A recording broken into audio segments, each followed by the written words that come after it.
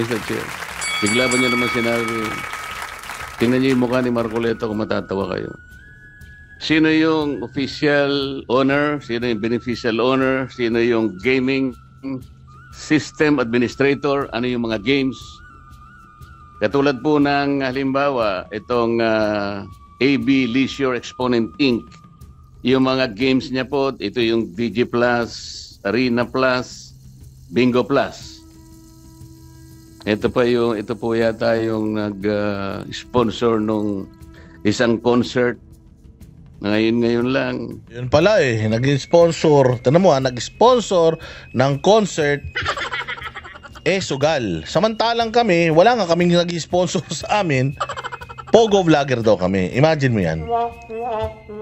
Ito ang talagang pinopondohan ng mga sugal. O minsan nga yung mga may-ari ng sugal, pasugalan, sila din yung may-ari ng droga O hindi ba? So kung halimbawa itong pasugalan na to ano din, nagninegosyo din ng droga. So ibig sabihin, yan ang mga narco vlogger, narco personalities at saka mga gambling personalities, di ba?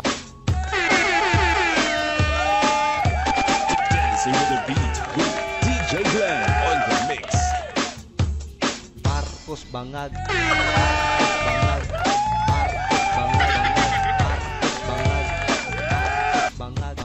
Ay, magandang araw mga bossing.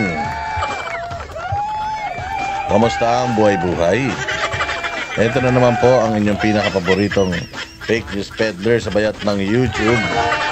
Ang vlogger na hindi dapat iniintindi, ang vlogger na hindi dapat inaalala, ang vlogger na hindi nakapag-take ng kanyang oath, at ang vlogger na walang kwenta si Boss D. Another day, another uratan session again with Boss Dada TV.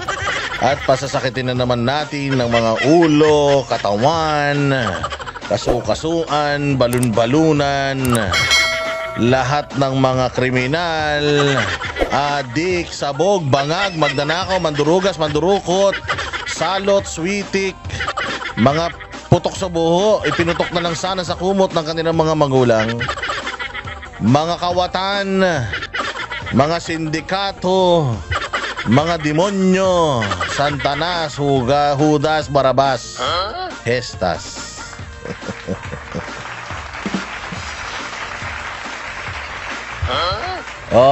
At syempre, tayo ay nandirito pa rin at tayo ay pabalik na ng Pilipinas. Kaya sinasamantala namin ni Banatbay ang aming pagsasama. Kaninang aga namin nagising, nag-breakfast kaming dalawa. Ayan, at ayun nga, napakarami naming mga napag-usapan at akin naman din siyang naabisuhan sa kanyang pagpunta sa The Hague. Maraming salamat talaga sa opportunity na ating natanggap, sa privilege na natanggap natin para tayo ay, alam mo na, makapunta rito sa Europe. Hindi lang sa Europe pati sa The Hague. Imaginein mo, ito na talaga yung masasabi mong separates the Banateros from other vloggers and from other content creator. Yung tayo'y nakarating mismo dito sa The Hague para makasama ang mga Pilipino na walang pagod, walang sawa, na magstay dyan, magpakita ng suporta. And bagamat hindi tayo makakapasok sa loob para makamusta si Pangulong Duterte, pero sigurado naman na nabalitaan niya na ang Banateros daw ay nasa The Hague. Alam niyo naman. Kasi yan si Pangulong Duterte.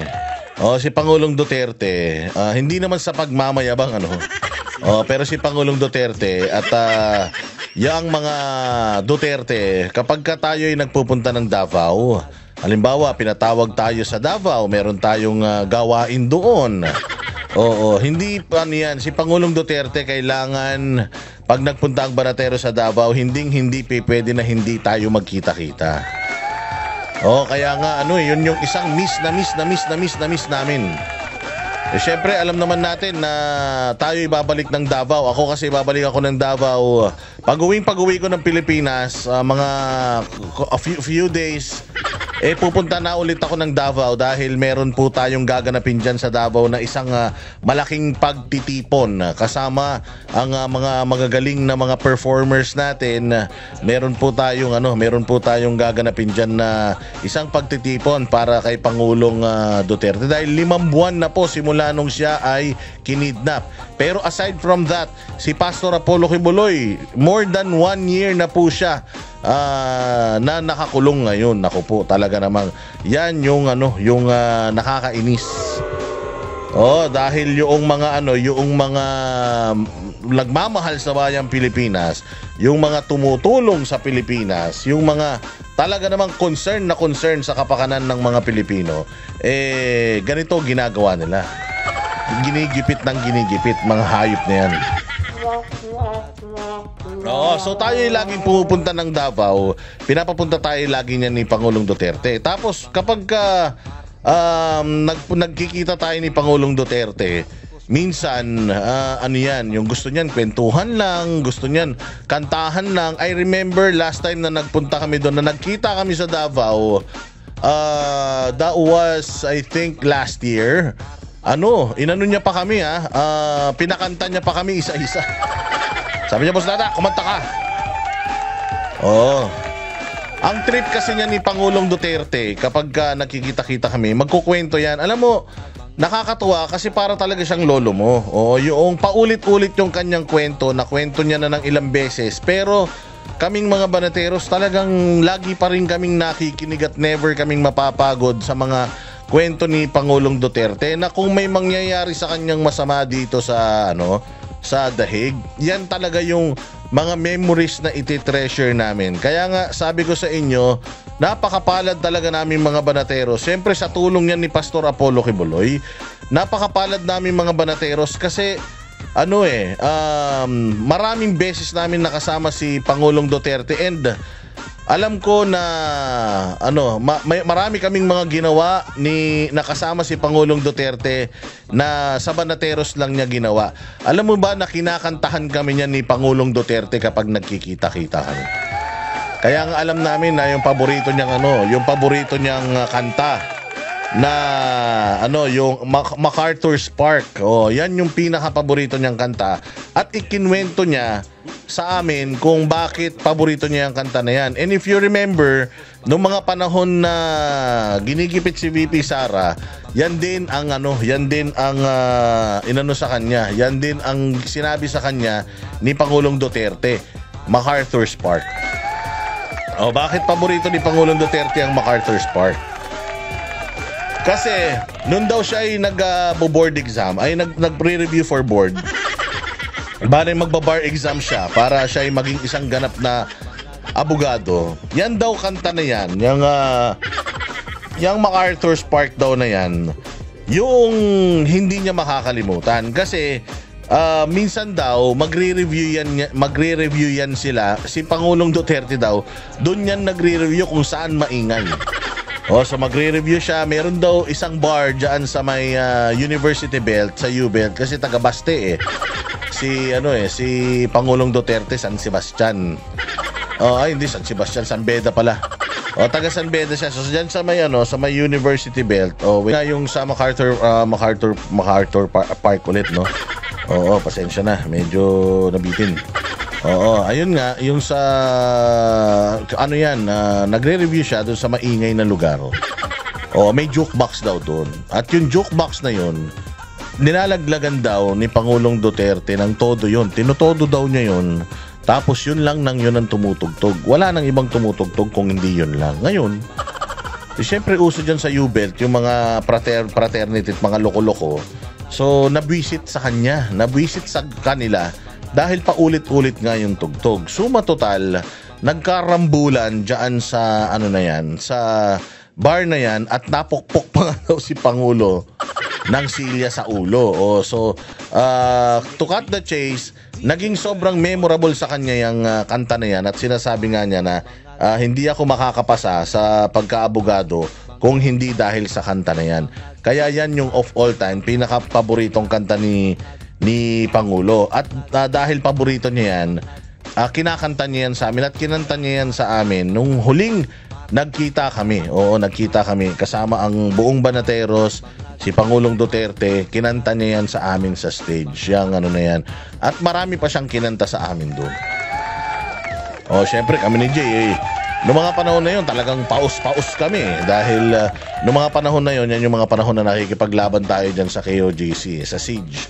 So wala kami mga boses, pero kinantahan pa rin namin si Pangulong Duterte. At aside from Pangulong Duterte, hindi din pumapayag yung kanyang kapatid na si Sir Bong Duterte na kami ay uuwi ng Maynila nang hindi nagkikita-kita. So iniimbita din tayo ni Sir Bong every time na pumupunta tayo dyan. At every time naman si Sir Bong ay pumupunta ng Maynila, pinapatawag kami niyan para mag-fellowship. Fellowship kasi ang tawag ng mga ng mga oldies sa kwentuhan, inuman, ganyan.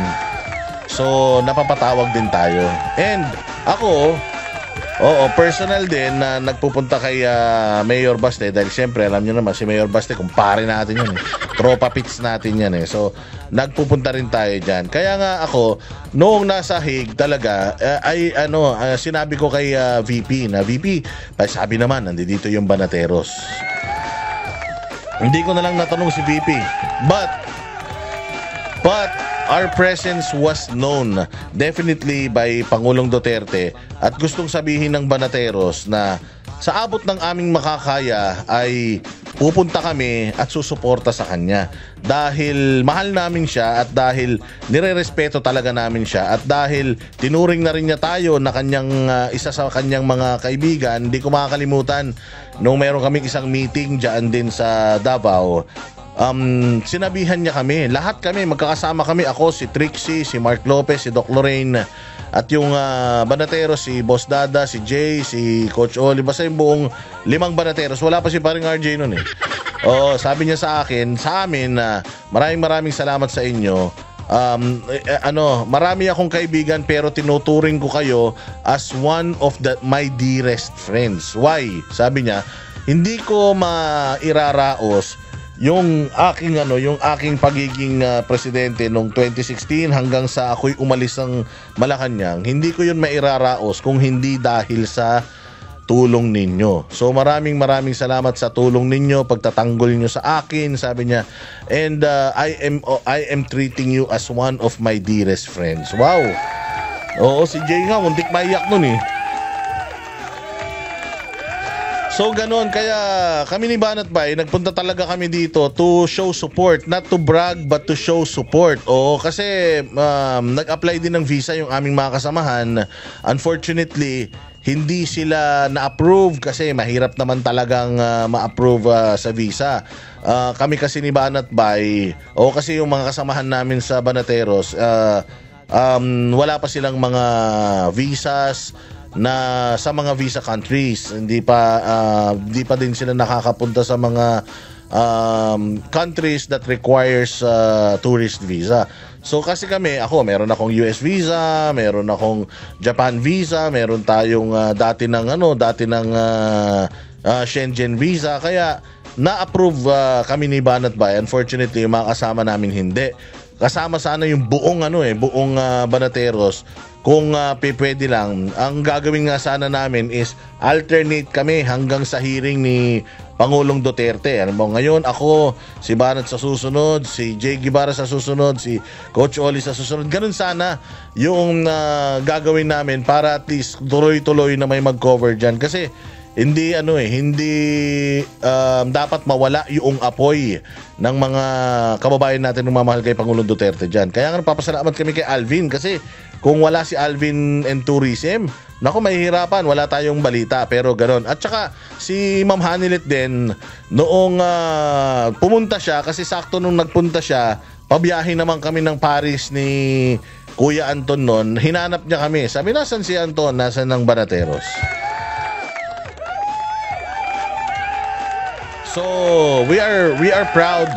And kami na ang magre-represent sa lahat ng mga DDS vloggers na hindi makapunta rito sa support kasi mahirap talagang magpunta to support. We are just blessed na we had the opportunity at meron kaming privilege to go here.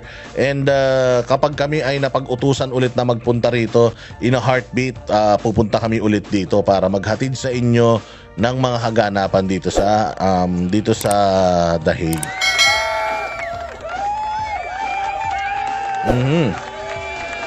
And i-announce na natin para sa mga Pilipinong sumusuporta. This coming August, kompleto po yung magkakapatid na Duterte na pupunta dyan sa The Hague. Kompleto yan. Silang 4. Oo. Kasi alam naman natin na pinatawag sila ni Pangulong Duterte, siguro may ibibilin sa kanila. Let's just hope na hindi negative yung pakiramdam ni Pangulong Duterte why pinapatawag niya yung kanyang 4 na anak. Pero usually kasi 'di ba palit-palit 'yan. Pero this coming August, I think August 25 yung kanilang unang bisita. Ano ba yung August 25? If it's a Monday. Teka, titingnan ko lang kung anong date yung kung anong araw yung August 25. Yes, Monday. So yun yung unang dalaw, pupunta silang magkakapatid. Which is good. Kaya yung mga kababayan natin nagbabantay diyan, you have the opportunity to meet the whole siblings, the 4 siblings ng mga Duterte. And I just don't know if makakapasok silang 4 na na sabay-sabay. Baka ngayon yung 2, bukas yung 2. But most definitely 4 of them are gonna be there. So I hope na yung mga kababayan natin dyan, wag masyadong malikot. Kailangan po medyo magano kayo ha, medyo observe proper decorum at saka yung security nila sana ma-maintain natin. Okay, please maintain yung security nila. Sana wag malikot, wag nating hayaan mahaluan tayo ng ibang lahi. Alam naman natin dyan sa The Hague may mga NPA dyan wala tayong security dyan. Ang Duterte Street walang security. Even the Dutertes when they go there, they don't have security, local security team ha. So wag tayong malikot. Kailangan let us keep them safe. And again, papasalamat tayo for the opportunity. Pabalik na tayo ng Pilipinas and we'll await another instruction if we will be going back on September because September po yung hearing ng kaso ni Pangulong Duterte. Hindi pa naman kasi yan final yung pagpasuspend. Pero as far as I know, tuloy na tuloy pa yan. At dahil tuloy na tuloy yan, mga bossing, sana mayroong representative na nandiyan dyan to cover. Alam ko pupunta lahat ng mga media outlets, media team dyan sa The Hague sa hearing proper. Ayan. So aside from that, ano ba mga pag-uusapan natin? Naku po, matinding-matindi. Siyempre, unang-una sa lahat, mga bossing, sumagot na si Marcoleta dyan sa patutsada ni Vice Kupal, ni Vice Ganda. Yung baklang kabayo. Yung baklang kabayo na di umano, according to Christopher Min, amoy tae daw yung bunganga. Kaya naman pala, mabaho yung mga lumalabas na mga salita sa bibig kasi mabaho literal yung bibig. So, syempre, alam naman natin, puro retoke yung Kupal na yan. Lahat na lang niretoke niyan. Pero yung nauubos niyang buhok, hindi niya na kayang iretoke yan. Kaya pawig-wig na lang yan. Ikaw talaga, Boss Dada, masyado mong kinakawawa. Ganyan talaga ginagawa. Deserve yan ng mga bastos. Yung mga binibitawan nating salita, hindi tayo nagsisisi dahil yan yung mga salita na para sa kanila. Mantakin mo, ang Pangulong Duterte nagdudusa ngayon sa kasalanan na hindi pa naman napapatunayan. Wala siyang kaso sa Pilipinas. Pilipino, pinadala mo sa ibang bansa. Galit na galit tayo sa China. Galit na galit yan si Vice Ganda sa China. Dahil di umanong binobomba-bomba tayo. Tayo rin naman, galit din naman tayo sa mga pambobomba-bomba ng China dyan sa South China Sea. Buti nga nagkabangga ang mga putang ina niyan eh. Dapat nga lumubog pa yung barko ng mga hayop na yan eh. Pati naman kami galit na galit tayo sa ginagawa niyan. Pero bakit sa galit natin sa mga Chinese, bakit lagi nating idinidikit kay Pangulong Duterte dahil kaibigan siya ng China? O nung mga panahon naman na kaibigan siya ng China, wala naman nangyaring masama sa atin, di ba? O kita nyo ngayon, kalaban natin yung China. O wala namang problema ron, okay lang naman kung desisyon yan ng gobyerno natin. O pero tingnan mo, yun ang nakakatawa. Kasi maraming mga nagme-message sa atin na mga taga-Taiwan. Mga Pilipino sa Taiwan. Tinatanong naman daw nila sa Taiwan, yung mga yung estado ng China at saka ng Taiwan. Yung mga Taiwanese naman daw, tanggap naman daw nila yung China. Ang sinasabi naman daw ng mga Taiwanese na alam din naman ng mga Taiwanese that they are a province of China. O parang ina-acknowledge naman daw nila yun. O hindi naman daw nila inaalis yun dahil by history talaga, Chinese sila. At kaya nga may mainland China kasi maraming mga karatig isla na pag-aari ng China. Pag-aari ng China Hong Kong, pag-aari ng China yung di ba? Kaya nga yung Hong Kong dating separate na country yan, pero ngayon under na sila ng China, pero ginagamit pa rin ng Hong Kong yung kanilang bandila. Hindi naman nila ginagamit yung bandila ng China. Di ba? So, China na sila, pero Hong Kong pa din sila. Ganon din sa Taiwan. Kumbaga, parang ang mangyayari siguro, kukunin lang ng China yung pamamalakad sa kanila, pero independent pa rin sila. Parang bansa pa rin sila. May sarili pa rin silang bandila.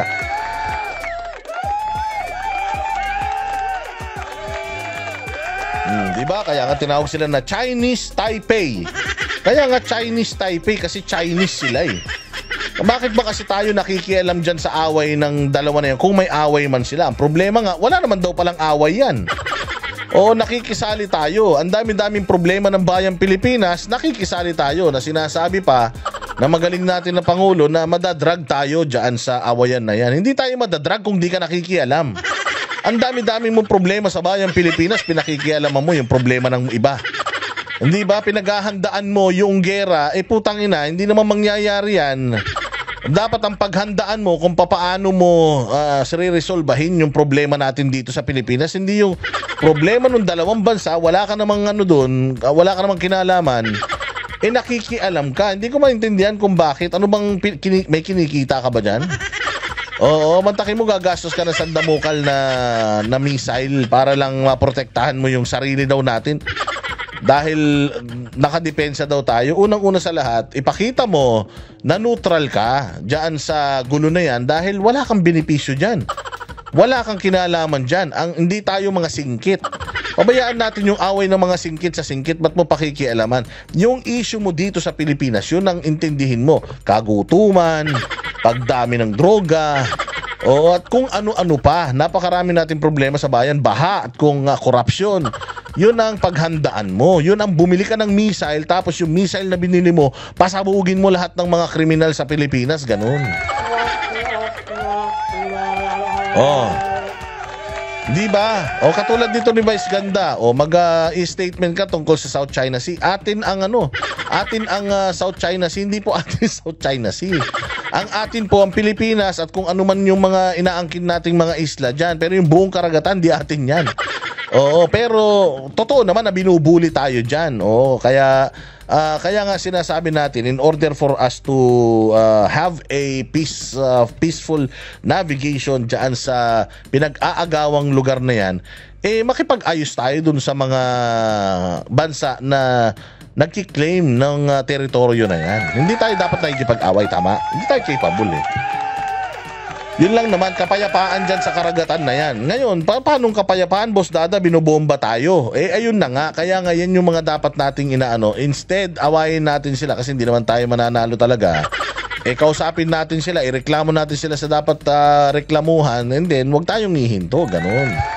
Wag din tayong hihinto sa assertion natin dyan. But assertion not in a way na mapapahamak yung ating mga yung mga Pilipino na nagpapatrolya diyan. Oo. Kasi maling-mali talaga itong ginagawa ng China na ito, and I hope that it will stop. And I think it will stop so long as magkaroon tayo ng magandang relationship with them. O ngayon, balik tayo dito kay Vice Ganda. O ginamit niya yung South China Sea issue. O kasi alam niya na yung mga nanonood sa kanya, baka karamihan mga dilawan. Kaya nga sabi ko the fact na nakikita natin kahit si Risa Ontiveros, pinasasalamatan siya, Makabayan Black, sineselebrate siya. O kaya nga ang tanong dito, komunista na ba siya? Oo, kasi hindi mo naman masasabi na hindi komunista itong mga grupo na ito. Socialist sila. At saka alam naman natin, kaya nga sila makabayan kaliwa yung leaning nila. So kapag sinelebrate ka ng mga makakaliwa, ibig sabihin napasasaya mo yung mga makakaliwa. Pag napasasaya mo yung mga makakaliwa, anong tawag sa'yo? Mascot ng makakaliwa, ganun. Diba? Kaya nga sabi nga maraming nagkukumpara si Vice Ganda daw bilang isang comedian, yumayaman siya sa paninira at pangbabalahura ng ibang tao. Samantalang yung ibang mga comedian ginagamit nila minsan inaasar nila sarili nila para magpatawa. Katulad yung Tekla magaling yun kahit na babakla-bakla yun. Magaling yun. Ang inaapi niya yung sarili niya para mapatawa niya yung tao. Pero si Vice Ganda baliktad. Mang-aapi siya ng iba para yumaman siya. Mantakin mo. Di ba gagamit ka ng ibang tao para lang magkaroon ka ng joke? Di gamitin mong joke yung sarili mo. Total, marami namang kapintas-pintas sa yung hayop ka. Di ba? Tapos, matapos niyang pintas-pintasan noon si Jessica Soho, ginamit niya sa isang buong skit niya. Kinawawa niya si Jessica Soho. Pwede namang iba Pwede naman yung kapitbahay mong mataba. Pwede namang iba Bakit kailangan mo pang gumamit ng ibang tao para sumikat? So ngayon, ganun din. Oo, nakita niya na tumatawa si Senator Grace Poe. Ito naman kasi sila Grace Poe. Oo, ang daming time nanonood sa bagay, karapatan naman nila manood dyan. Wala naman na siya sa Senado. Oo, pero nung nakita ni Vice na napapatawa niya si Grace Poe, ginamit niya si Rodante Marcoleta na subject. Parang pinaglaruan niya yung itsura ni Marcoleta. Putangin na, bago ka mang api ng itsura ng kapwa mo, siguraduhin mo muna maganda itsura mo. So parang kasi hindi naman nakikipagbiruan sa iyo si Marcoleta, hindi naman kayo close. Pero yung para gamitin mo siya para makapagpatawa ka ng tao at pagkapirahan mo pa. Mali naman 'yan. Kaya ito may sagot si Rodante Marcoleta patungkol sa bastos na baklang si Vice Ganda, sasabihin na naman ng universe ng sangkabaklaan. Mga homophobic, hindi kami homophobic. Hindi lang bakla ang binabanatan namin dito. Hindi namin binabanatan yan, Kadiri. Yung binabanatan sa ibang paraan. Wala naman kami paki kay Vice Ganda. Putang ina niya, kahit mamatay yan mamaya, wala kaming paki dyan Kahit mangisay yan kahit mabilaukan yan sa isinusubo niya araw-araw, wala kaming pakialam dyan pero pag pinakialaman mo yung meron tayong concern, sorry ka na lang. Hindi rin kami ba't kami matatakot sa iyo? Putang ina mo ka si Bongbong Marcos nga, hindi kami natatakot sa iyo pa. Ulul ka ba? Ngayon, si Pangulong Duterte pa ang napili mo. Si Pangulong Duterte, ganda-ganda ng mga nagawa sa Pilipinas. Tapos tatay pa ang turing natin. Nagluluksa nga tayo Tapos pagtatawanan mo yung pagluluksa namin, abay putang ina mo, tanggapin mo ang galit namin. Tarantado ka. So ito si Rodante Marcoleta nananahimik, di naman siya kilala, hindi naman natutuwa sa kanya. Pucha, ginamit niya pa yung mukha. Bakit? Si Marcoleta, anong problema mo sa mukha ni Marcoleta? Kung matanda na to, kaya mukhang laging nakasimangot, at saka kaya to laging mukhang nakasimangot. Putang daming problema at kagaguhan ba naman sa Pilipinas? Ngingiti ka pa? Ikaw lang naman, Vice Gandang, nakakatawa pa kahit na naghihirap yung mga tao sa paligid mo Kasi nga, wala kang pakialam sa feelings ng iba. Ang importante lang sa'yo, kumita ka. Ang tanong, sino ba nagbabayad sa'yo para ikay kumita? Di ba? O, sineselebrate ka ni Risa Ontiveros. Anong ibig sabihin nun? No? So, pwede ba naming sabihin na tinotolerate mo yung mga di umanong ginagawang pagbabayad ni Risa Ontiveros ng mga witnesses? Oh, sineselebrate ka ng akbayan, ng ACT, Teachers Party List. So, ibig ba sabihin, lahat ng mga na-recruit na mga estudyante ng mga yan para lumaban sa gobyerno, okay lang din sa'yo, ganon?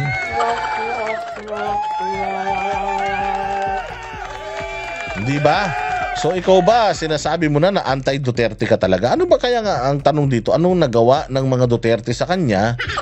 Bakit gigil na gigil siya? O, so ngayon, eto na, ine-expose ngayon ni Rodante Marcoleta na itong si Vice Ganda ay funded ng mga sugal. O, di ba nung nakaraan, kami daw funded ng mga Pogo. O, sinabi dun sa Congress, Pogo vloggers daw kami, narco vloggers daw kami. Oh, pero etong mga putangin ng mga artista na ito, sila yung pinopondohan ng mga sugal para sirain ang buhay ng mga Pilipino. Imagine mo, Vice Ganda, ang lakas ng loob mong magsalita tungkol sa mga ibang tao, pero yung sarili mo hindi mo nakikita. Nakada nag-e-endorse ka ng sugal dahil sa laki ng ng impluwensya mo, ang dami mong buhay na sinisirang hayop ka. Ang daming buhay na sinisira. Putangin na mo kung makapangutya ka sa pagpapadala kay Pangulong Duterte sa ICC. Hindi mo naiisip na napakarami mong pamilyang sinisira sa araw-araw dahil sa pagkagumon sa sugal. 'Di ba? Nakuha mo pang mag-joke, hinayupak ka. Kaya may karma 'yan. Ang tatandaan ninyo, sa bawat buhay na nasira ng mga sugal na pinopromote ninyo, tangina may kapalit na cancer 'yan. Wait nyo lang. O, pakinggan natin ang galit ni Marcoleta. Napakawalang hiya nung tao na yun, Mr. Chair. Bigla ba niya naman sinabi, tingnan niyo yung mukha ni Marcoleta kung matatawa kayo. Sino yung official owner? Sino yung beneficial owner? Sino yung gaming system administrator? Ano yung mga games? Katulad po ng halimbawa, itong AB Leisure Exponent Inc. Yung mga games niya po, ito yung VG Plus, Arena Plus, Bingo Plus. Ito po yata yung nag-sponsor nung isang concert na ngayon lang. Yun pala nag-sponsor. Tignan mo nag-sponsor ng concert sugal. Samantalang kami, wala nga kaming nag-sponsor sa amin. Pogo vlogger daw kami. Imagine mo yan. Ito ang talagang pinopondohan ng mga sugal. O minsan nga yung mga may-ari ng sugal, pasugalan, sila din yung may-ari ng droga O hindi ba? So kung halimbawa itong pasugalan na to nagninegosyo din ng droga. So ibig sabihin, yan ang mga narco vlogger, narco personalities at saka mga gambling personalities, di ba? O bakit hindi ipatawag yan? Dapat nga ipatawag niya ni Marcoleta lahat yan. O para malaman kung gaano ba kalaki ang binabayad ng mga kumpanya ng pasugalan, gaano kalaki ang binabayad nila para sirain nila ang buhay ng mga Pilipino. Pati po ako ay kanyang idinawit. Nagpapatawa po siya. Nakita niya yung dating Senador Grace po na nagtatawa. Natawa po at siguro naging successful siya. Napatawa niya si Senador Grace po. Bigla ba niya naman sinabi, tingnan niyo yung mukha ni Marcoleta kung matatawa kayo. Napakawalang hiya nung tao na yun. Walang hiya talaga. Walang hiya na bayot pa. Oo, walang modo. Kaya nga sabi ko nga sa inyo huwag nyo na idama yung nanay. Napakamalas nung nanay niyan ni Vice Ganda. Bakit? Napakamalas nung nanay niya na she has to go to all of this. Na araw-araw, alam mo na nagluwal ka ng demonyo sa mundo. Oo, na araw-araw, pagtingin mo sa salamin, anak ng tokwa yung anak ko. Oo, nambababoy ng ibang tao para lang may makain ako. Nakakaawa na yung nanay niya, as is where is. Kaya wag nyo nang idaman yung nanay niya. Oo, wag nating dalin doon sa baba ng level niya, yung level natin, dahil demonyo level siyang ulul na yan eh. O, ibababa mo yung level mo sa kanya. So yung nanay niya, pabayaan nyo na yan. Oh, habang buhay, makikita niya yung anak niya, siguro nabibigyan siya ng rangya. Pero lahat ng rangya na binibigyan niya sa nanay niya, galing yun sa pambababoy, sa mga sa mga nagiging biktima ng kanyang show. Biktima. Na kailangan niya pang mambaboy, kailangan niya pang mga manghudas ng mga mantakin mo, nagbabayad sa show mo, huhudasin mo, di ba? Ganyan yung mga komedyante na yan eh. Oh, gagamit sila ng ibang tao, maninira sila ng ibang tao para ayan, may pangluho sila, may pambili siya ng mga motorsiklo nung jowa niyang callboy. Oh, hindi ba? O may pambili siya ng mga mamahaling gamit, may pasyal niya yung nanay niya. Oh, so lahat sila na lumalamon galing diyan sa kademonyohan na yan, may gaba yan.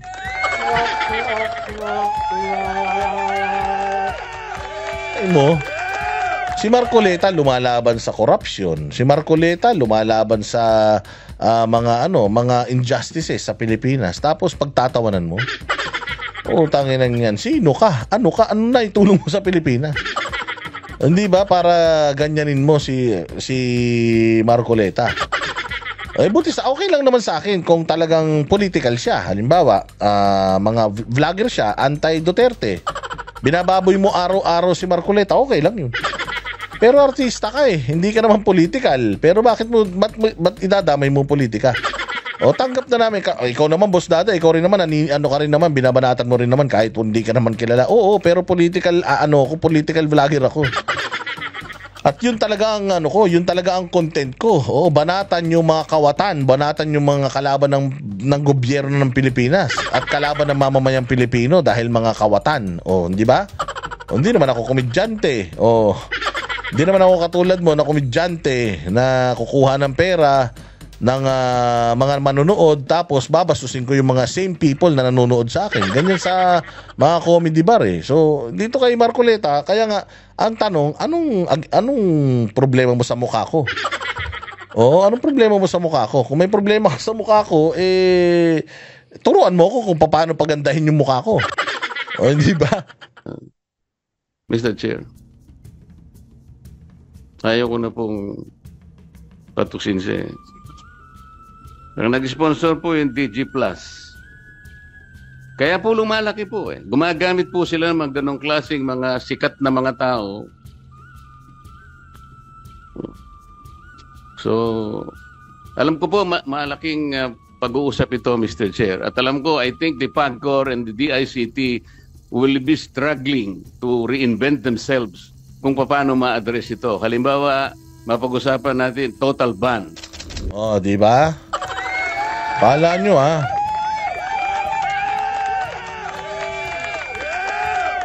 hindi naman nagagalit si Marcoleta na ayaw mo sa mukha niya, okay lang naman yun.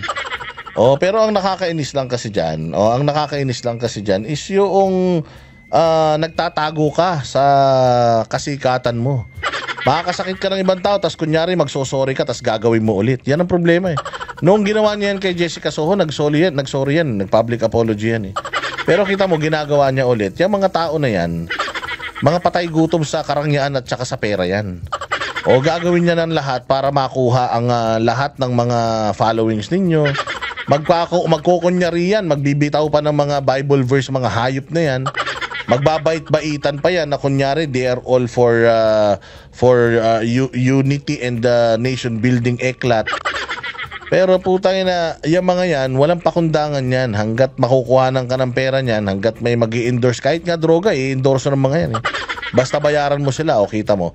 Marami naman mga artista na inaalok ng sugal. Ako, inalok din ako ng sugal Na mag-promote ako, syempre vlogger ako Inalok ako na yung page ko mag-promote ng sugal. Nakikita nyo ako nag-promote ng sugal? Promote ko yung mga restaurant nyo kung gusto nyo. Pero sugal, di na. Bisyo yan Bawal ba ang sugal? Matagal naman nang may sugal, matagal nang may pasugalan. Pero bawal ba ang sugal? Hindi. Pero kapag ikaw bilang isang influencer, inimpluwensyahan mo yung ibang tao para ma-addict sa sugal, ay ibang usapan na yan, satanas ka na yan. Diba? Ang dami-dami ng bisyo sa Pilipinas. Sabi ko nga sa inyo, andyan dyan yung sugal, andyan dyan yung lahat na klase ng sugal meron tayo dito. Magkaroon lang nga ng baha eh. Putang ina, pati yung yung bangkang papel, pinagpupustahan pa rin yan eh. Dito nga sa atin, basketball, pustahan eh. Lahat ginagawang pustahan dito. Lahat nga ng klase ng ng sugal sa baraha, meron dito eh. Hindi ba kasi sa maagang kamalayan pa lang ng Pilipino, tinuturuan na tayo magsugal. Paano? Anong mga form ng sugal na ginagawa natin nung bata tayo? Di ba naglalaki na yun tayo tapos ang taya natin text? Sino dito ang naglaki na yun? Taya text. Ang naglaki na yun, taya jolen. Dati nga, pag nagjojoling kami nung bata kami, kailangan namin galingan, maging biter ka biter. Di ba, veterano? Kailangan malayo pa lang, kaya mong tamaan yung kalaban mong jolin para lang magkaroon. Pero pinadali natin yun. Ang ginawa natin, tara, laki na yun tayo, jolin, text, pakapalan, isang dangkal yung taya ko, dapat taya mo isang dangkal din. Doon pa lang tinuturuan na tayo magsugal. Yun, dyan pa lang maano na natin. So talagang inaano na yung pati kabataan natin, sugal na rin talaga. Kaya nga, kailangan, imbis na mas lalo nating idiin yung mga Pilipino sa sugal, dapat ipinaiintindi natin kung magiging advocate ako ng sugal, sasabihin ko na huwag kayong magsugal. Huwag kayong magsugal. Unahin ninyo yung mga pamilya ninyo. Kaya dapat yung mga sugal merong band. Halimbawa, makakapagsugal ka kapag ka nagdeposito ka ng 1 million. Hindi ka pwede magsugal pag wala kang 1 million. So ibig sabihin, ang maapektuhan lang yung mga mayayaman. Bayaan mo silang maghirap. Mayaman na sila Pero yung mga mahihirap, tapos pabababain mo yung taya. Ang taya, minimum 2 piso, ay putangin na yan. Ibig sabihin, tinatarget mo na, pati yung mga barya-barya lang. Hindi ba? Targetin mo, dapat minimum bet 500,000, ganun. Kasi nakakatulong din naman talaga ang sugal sa Pilipinas. Ibig sabihin, marami rin namang nag-generate na revenue yan. At nakakatulong naman yan. Ewan ko lang, nung panahon ni Pangulong Duterte, nakakatulong Pero nung panahon ng iba, putangin na yan, baka ibinubulsa. Kaya nga ayaw nilang mahinto na yung sugal at nagdagdag pa sila ng mga sugal na pwedeng kaadikan ng mga Pilipino, baka malaki ang kinikita nila, hindi ba? Pero sana kung ako ang gaming amusement board, itataas ko yung threshold ng taya, hindi ko ibababa, itataas ko para hindi ma-afford ng mga middle class at saka third class. Ganun gagawin ko. Dami-daming bisyo. Eto, yung kabuuan ng hearing na yan, ang galing dito ni Alan Peter Cayetano. Yung hingi ng 10K ayuda. Utangin na ninyo, puro kayo mukhang pera. Eto, pakinggan ninyo yung hearing kontra illegal sugal. Ang pagdinig ng Senado kaugnay sa online sugal. Isa sa mga sentro ng pagdinig ang utos ng BSP na ipagbawal na ang online gambling link sa mga e-wallet platform. Live mula sa Makati, nangunguna sa balita, si News 5 Senate Correspondent Mean Los Baños. Mean, kailan at paano ipatutupad ang utos ng Bangko Sentral sa mga e-wallet?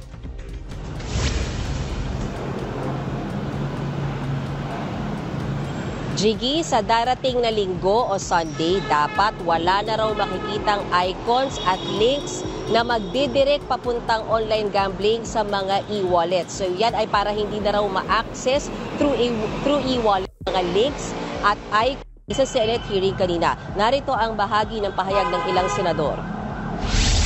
Ba't kinakalampan ng 48 hours? Sabi nga na dito, isang pindot lang yan, tapos na, wala na yung apps na yan. Ba't kinakailang palugit para marami pang pwedeng tumaya? Para meron pang mga kukuha ng porsyento. We heard from ASEC Paraiso a while ago that they can do it right away. I just don't get it, Mr. Chairman. Forgive me, Your Honors, my dear colleagues. It is not acceptable. At mayan, ibig bang sabihin kung wala ng link? Ayan, ang tanong kasi ganito, ang tanong ni Senator, ang galing talaga ni Alan Peter Ang sabi ni Alan Peter, kaya bang tanggalin sa mga mobile payment app, mga Paymaya, GCash, kaya bang tanggalin yung mga link ng sugal? Kaya naman po. DICT, gaano kabilis? Agad-agad kayang tanggalin. Agad-agad. Ba't binigyan pa natin ng 2 araw na palugit? Kayo ang taga-regulate Dapat tanggalin na natin agad-agad. Ang sagot ng gaming, kasi po kailangan natin munang abisuhan yung mga tao. Okay ng ina mo. Abisuhan mo yung mga tao na magsasarado na yung sugal nila. Ba't mo pa sila kailangang abisuhan? 'Di ba? Ang ina nyo, kung adik sa kung adik sa shabu yan, kailangan mo pa ba siyang sabihin na, 2 araw ka na lang bumatak ha? Bakit? Kasi yung kinukuhanan mo ng shabu na yon, magsasara na. Di anong gagawin mo ngayon bilang isang adik ka sa shabu? Putang ina, bibili ka ng maraming droga para meron kang reserba habang naghahanap ka ng panibago mong kakaadikan. Tama, mali? Ganun din. Magsusugal. Bibigyan mo ng 2 araw. Anong gagawin nung mama? Magsasara na to, favorite na sugal ko to. Putang ina, uubusin ko na lahat ng pera ko dito. O kaya itataya ko na lahat ng pera ko para para baka sakaling manalo o maano ko for the road. Magets. Hindi ba? So minsan mapapaisip ka, bakit binigyan mo ng 2 araw na palugit? Para kumita pa kayo ng 2 araw? O para kung sino man yung mga kumikickback dito, kumita pa ng 2 araw? Pwede mo nang tanggalin halimbawa, biglang adik ako sa sugal, in-access, putsang wala na. Ba't wala na? Bakit pa kita kailangang abisuhan? Bakit pa kailangang abisuhan yung mga nag-ooperate? Para makaisip ng panibagong paraan, makapagsampa ng mga temporary restraining order. Di ba? Ang may control niyan, yung ano ba yan? PCSO ba yan? Hindi, Pagcor. Yan ang may control dyan. Bakit? Tangina niyan. Agad-agad nga, napalitan nyo yung logo ninyo. Walang abi-abiso Di ba? Tapos, di ba mahal-mahal ng logo ninyo? Ang pangit-pangit naman, napalitan nyo agad-agad ng walang abiso. Tapos ngayon gusto nyo magpasara ng mga link, magpatanggal ng mga link ng mga online sugal. Kailangan parang abiso. Walang due talaga Sa mga e-wallets ay makakataya o hindi na makakataya yung mga sugarol? Tanggal na supposedly yung icons and links that will direct people to online gambling. Pero kung papasok mismo yung isang tao sa mismong site o website ng online gambling, pwede pa rin siyang tumaya using e-wallets and online banking dahil nakalink pa rin sila doon. Pero alam mo, Jiggy, sinabi na ng mga e-wallet companies gaya ng Paymaya at GCash na tatalima at susunod sila dito sa direktiba ng BSP at i-update daw nila agad ang kanilang mga app. Jiggy. At mayan, 48 hours ang deadlines ng BSP sa mga e-wallet. Bakit daw ganun?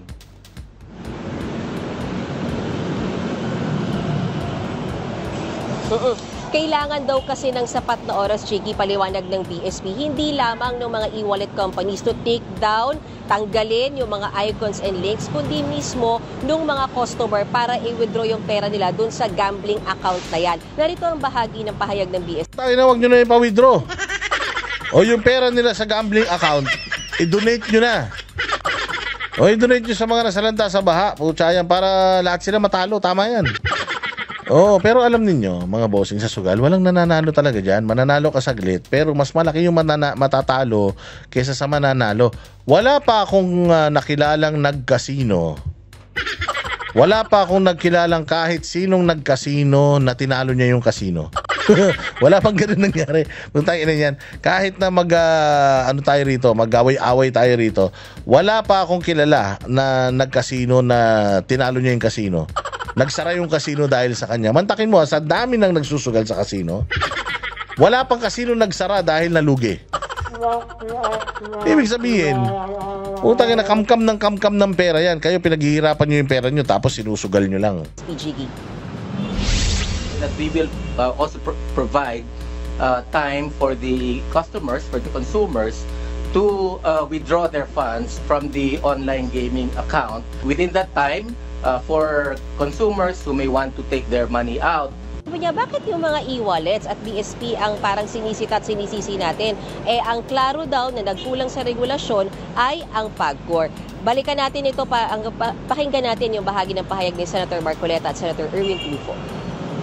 Ang PAGCOR po ang merong regulatory powers dito. Bakit hindi sila yung mauna na mag-regulate? Bakit po yung GCash ang dinidiin natin? Parang nakikita ko, we're all barking on the wrong tree. I just made the suggestion this morning, but I did not expect na sila yung gigisahin natin. Hindi po sila yung operator But they are the conduit. I was the one who suggested. Hindi po pwede magtaya yung mga bata kung wala yun. Kaya nga po, ang sinasabi ko, i-suspend nila. Tapos na yun. But let us not naman fry people. Let me At may anong sagot ng PAGCOR sa May punto si Marcoleta, ang PAGCOR. Pero maganda Senator Marcoleta, with all due respect, maganda, parehas, bugbugin natin parehas. Pati GCash, kasi kumikita GCash dyan Hindi ba kasi ang GCash, alam naman nila na makakasama, pero dahil pagkakakitaan, go pa rin sila. So tama na bugbugin natin sila. Pero tama rin naman si Marcoleta na kanain natin yung mga katulad niyan, yung PAGCOR. Kasi sila nagre-regulate di ba? Sila ang talagang may kasalanan kung bakit nagugumon sa sugal Mantakin mo dati, okay na sa akin yung casino. Kasi kailangan mo magbihis, pumunta, para lang magsugal ka. Pucha ngayon, hindi, kahit tumatay ka, pwede ka magsugal. Kahit nasa kang lupalop, basta may internet, pwede ka magsugal. Imagine, ginagago tayo ng PAGCOR na yan. Kumikita naman na tayo sa dating setup Di ba? Kasi tinan mo, sumasabay lang tayo sa technology. Gago, pagdating sa bisyo, dapat hindi ka sumabay sa technology. Pahirapan mo yung mga tao magsugal para ma-discourage silang magsugal. Parang access lang yan sa shabu. Pahirapan mo yung tao sa access sa droga. Di ba ginawa nga ni Duterte, tinaas niya yung syntax. Kaya niya tinaas yung syntax kasi hindi ko man mapahinto yung bisyo ng sigarilyo tsaka alak, sisiguraduhin ko masasaktan kayo sa tuwing magbibisyo kayo. Mas mahal yung gabayaran nyo. Diba? Kaya ngayon yung sinasabi ko na, sige, okay naman tong online gaming na to. Lagyan natin ng threshold. 100,000 ang minimum bet.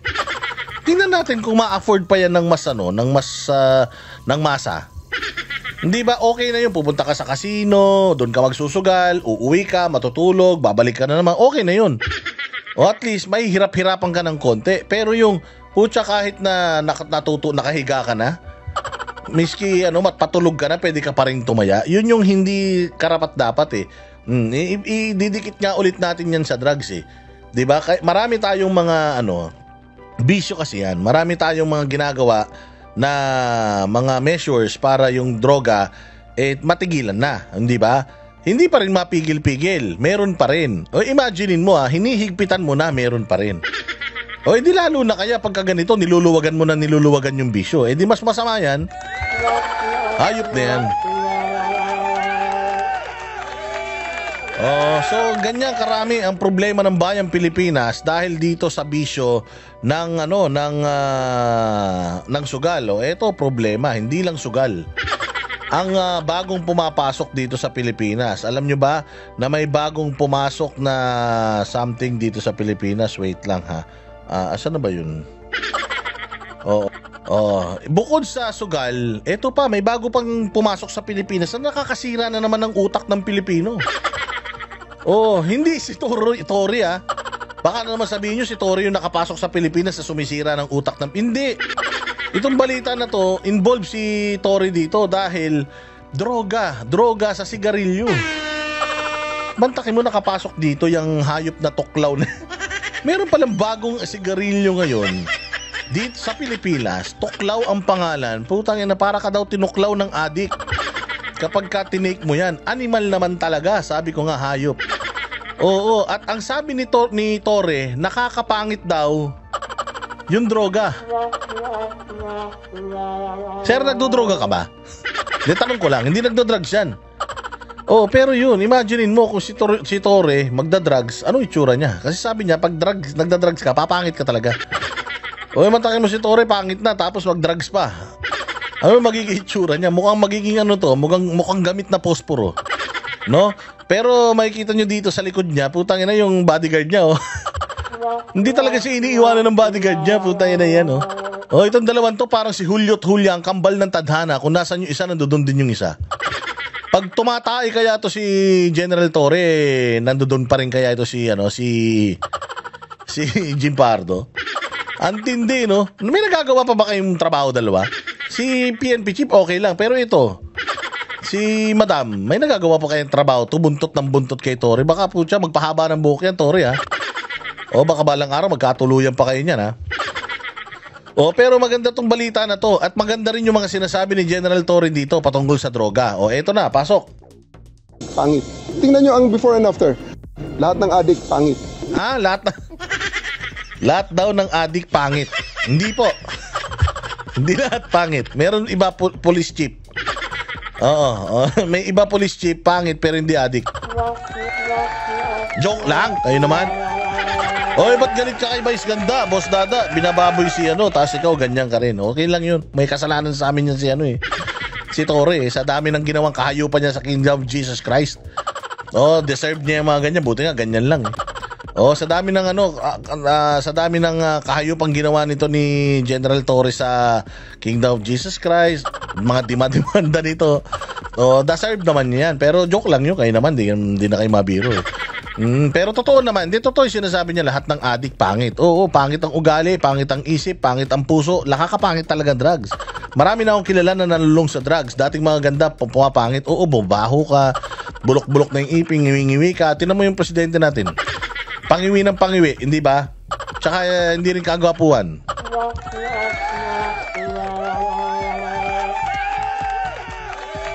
Kaya nagagalit sa'yo, Boss Dada, kung ano-ano naman sinasabi mo. Sige, diretso. Tingnan nyo ang before and after. Artista, napakaganda, na addict, tingnan mo yung itsura. Di ba? Diretsong usapan, real talk. Wala pang addict o substance user na gwapo at maganda. Naghahalusinate. Wala daw substance user na maganda at gwapo.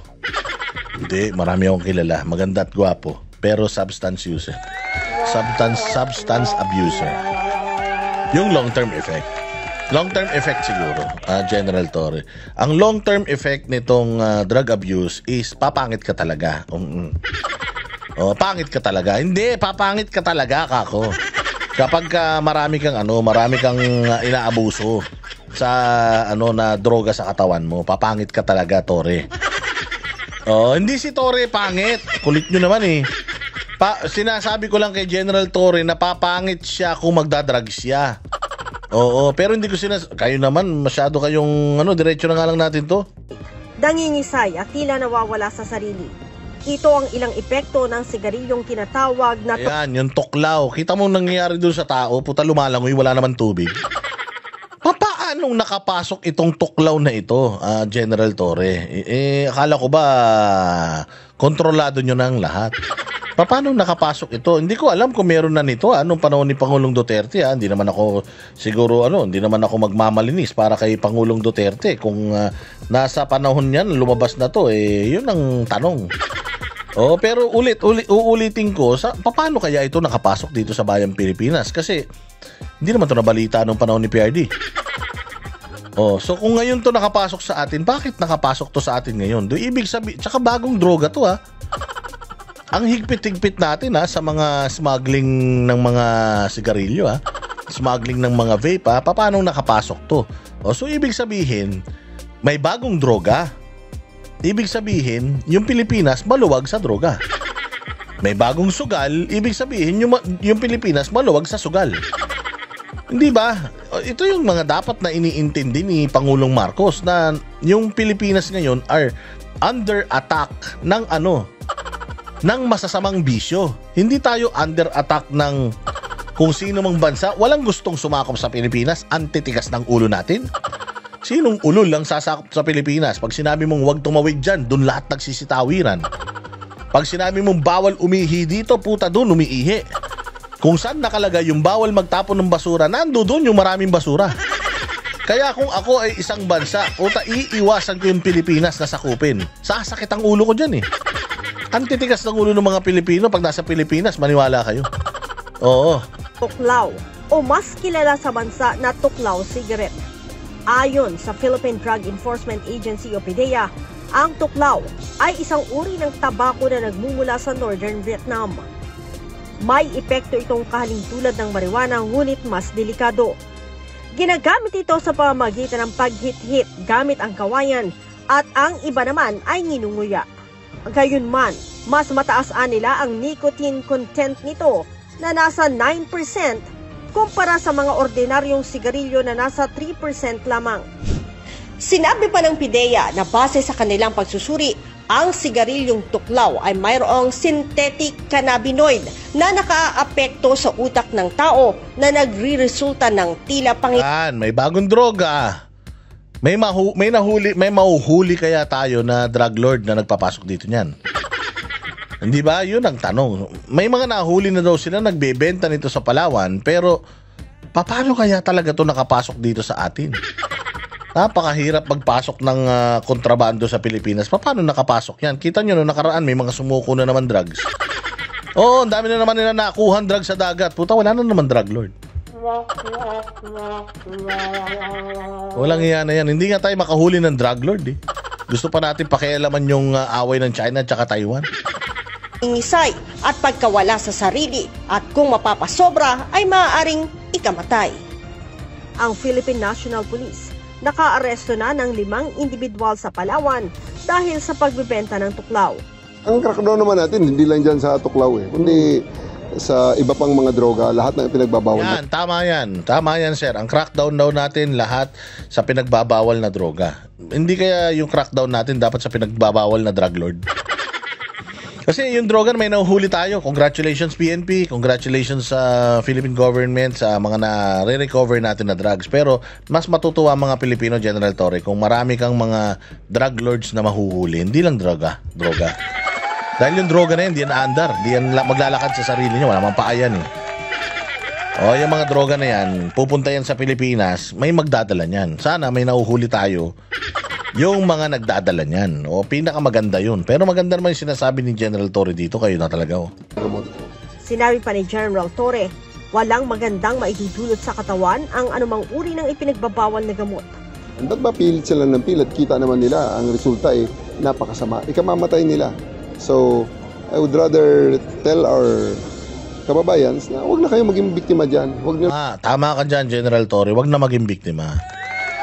O wag na kayong maging biktima ng droga. Oo, dahil nakakapangit according to General Torre. Maraming salamat sa iyong paalala, General Torre. Mabuhay ka. Ngayon.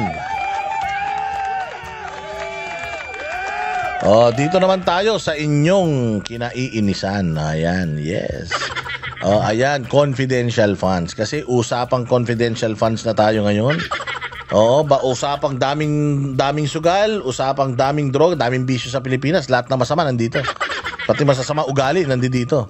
Masasamang ugali ng mga komedyante, masasamang ugali ng mga pulis, senador, congressman, nandito lahat. Pero ito, malaking issue ito. Kasi magsisimula na po silang, na-approve na po yung budget, which is a whopping 6.something trillion again.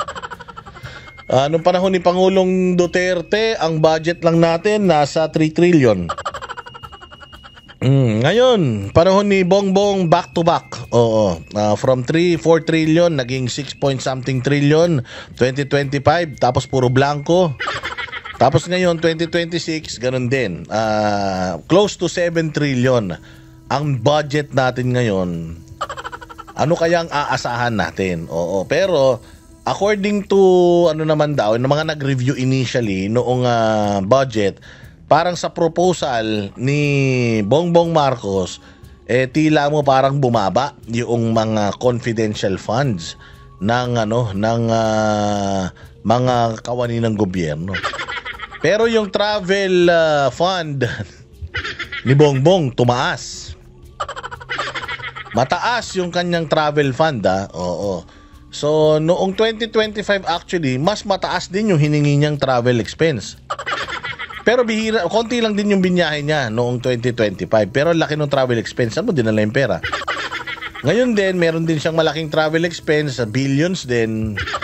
At the same time, meron pa siyang confidential funds na billions din. Now, question is, saan napupunta yung confidential funds sa presidente? Hindi natin sinasabi na wag siyang mag-confidential funds. Okay yung confidential funds sa presidente. Basta nagagamit sa tama, at saka dapat talaga nagagamit sa tama. Pero ang tanong, with all these confidential funds, marami ba tayong nahuling drug lord? With all these confidential funds, madami ba tayong nahuling mga NPA? Marami bang sumuko?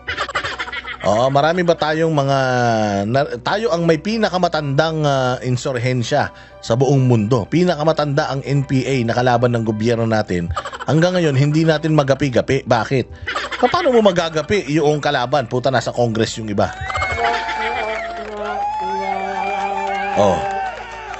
Kasi itong confidential funds na ito, hindi ito ginagamit sa mga tulay, sa mga So wag natin hanapin dito yung proyekto ng gobyerno. Hanapin natin saan mo ba ginagamit ang confidential funds. Sa mga confidential na mga bagay-bagay. Ayan, anti-terrorism, anti-insurgency. Diyan mo gagamitin yan Ngayon, hahanapin natin kung nasaan napupunta yung confidential funds ng mahal nating Pangulo. Bawal hanapin. Bawal. Anak ng tinapay, bakit bawal? Bakit kapag tayo, pag si Inday, hinahanapan? Pero bakit pag si Bongbong, bawal? Pakinggan natin itong balitang to. Dumipensa Malacanang sa mga tumutuligsa sa confidential funds ng Office of the President sa 2026 National Budget. Ayon kay Palace Press Officer Yusek Claire Castro, walang masama basta't ginagamit ng tama ang pondo. Buwelta ito ni Castro sa payag ni dating BBM Undersecretary Shelo Magno na walang moral ascendancy si PBBM kay Vice President Sara Duterte kung patuloy siyang manghingi ng confidential funds. Aabot sa 4. Kasi ganito, si Bongbong Marcos humihingi siya ng confidential funds. Papaano nililiquidate ng presidente yung confidential funds? Di natin alam. Napupunta ba yung confidential funds ng presidente natin sa tama? Hindi rin natin alam. Kasi magtitingin ka wala namang sumusukong NPA. May namatay pa ngang sundalo dahil sa mga hayop na NPA na yan Wala namang kumbaga masyadong madaming kriminal, high profile na mga kriminal na nahuli ngayon. Walang mga teroristang nahuhuli. So saan niya ginagamit yung kanyang confidential and intelligence fund? Diba? Saan? Doon ka magtataka. Kaya nga, sabi ni Shelo Magno, hinahanap nyo yung confidential funds ni VP Sara. Hindi rin naman kayo nagpapakita kung saan nyo dinadala yung mga confidential funds ninyo. So ito ang isang dilawan, kine-question si Bongbong. Pero bakit si Claire Castro, si Inday Sara yung pinariringgan? Pakinggan nyo. 5 billion pesos ang confidential at intelligence funds ng Office of the President sa panukalang 2026 National Budget. Git ni Castro, hindi magiging questionable ang pondo kung tama ang pagre-report sa paggamit nito. Ayun na nga. Hindi magiging issue ang confidential funds kung tama ang paggamit. Ngayon nga, paano nyo i-assure sa Pilipino na tama yung paggamit? Gumagamit kasi yan si Bongbong. Gumagamit yan ng confidential fund. Kayo naman kung ano na naman sinasabi nyo, confidential funds. Papaano ginagamit ni Bongbong yung confidential funds niya? Yun ang tanong. Kasi Claire Castro, pwede mong sabihin na tama yung ginagamit, yung paggamit, tama. Kung may review, pwede ba naming i-request na i-review yan? Diba? Pwede ba kayong magkusa na sabihan ng COA na COA, mag-review kayo at maglabas kayo ng statement whether yung paggamit ba ni Pangulong Bongbong Marcos ng kanyang confidential fund sapat, tama o mali. Kasi sa Office of the Vice President, nagpapalabas kayo ng mga certificate ng notice, yung unqualified opinion. Di ba? Tapos dito naman sa sa Office of the President, wala naman kayong ganyang nilalabas. So pwede ba, Claire Castro, na bago mo sabihin na tama yung paggamit ni Bongbong, patunayan mo muna sa amin na tama yung paggamit ni Bongbong. Pwede bang isang press con mo, ilabas mo dyan, ito yung confidential funds na punta dito sa mga ganitong napunta sa mga tao na to. Tingnan natin kung yung mga pangalan ng tao na yon nasa PSA. Tingnan natin kung yung mga tao na binigyan ni Pangulong Marcos ng kanyang pinaglaanan ng kanyang mga confidential funds, tingnan natin kung totoong tao ba mga yan. Baka alias din yan. So kung ganun, di wala tayong problema kay Inday. Diba? Kasi ganun din naman pala yung ginagawa ng Office of the President. Again, hindi natin malalaman kung tama ang paggamit ng Office of the President ng kanyang confidential funds kung hindi natin bubuksan sa taong bayan. Kaya nga, open the box O ngayon sasabihin ninyo, Boss Dada, hindi pwede yung confidential nga Abay, gago pala kayo Bakit kay Inday Sara, inaano ninyo? Hinahanap ninyo kung sino-sino pinagbigyan. Confidential nga yan. Di ba? Pinaiimbestigahan natin si Inday Sara. Di sana kayo na mag-open ng investigation para sa sarili nyo. Imbestigahan nyo rin kami para maganda. Di ba? Hindi Di tulad ng ginawa umano ng Office of the Vice President. Ang 15 million pesos na confidential funds ng DepEd ay nagamit at kumuha lamang sila ng mga certificates. Katulad nito, abogado ka pa man din. Meron kang sinasabi na ninakaw ng DepEd under kay Inday Sara. Ba't hindi mo i-demanda si Inday Sara? Bakit sinasabi mo dyan? Mapapatunayan mo lang na may kasalanan si Inday Sara at totoong ginawa ni Inday Sara yon kung sasabihin ng korte o ng impeachment court na talagang nandugas siya. Wala namang impeachment court. Wala din naman napatunayan yung Congress. Nag-hearing na ng Congress at feeling ng Congress meron silang sapat na ebidensya, pero it doesn't mean na convicted na si Inday sa mga paratang nila. Of all people, dapat ikaw bilang isang abogado, Claire Castro, yung nakakaalam ng innocent until proven guilty. Nag-iimbestiga ka kay Inday Sara, nagsasabi ka kay Inday Sara na yung DepEd ganito ganyan. Ba't hindi ka kaya maglabas ng report kung paano ginamit ni Bongbong Marcos yung Intel funds niya ng 2024-2025? Kine-question ni Chelo Magno si Bongbong Marcos. Ba't hindi si Chelo Magno ang anuhin mo?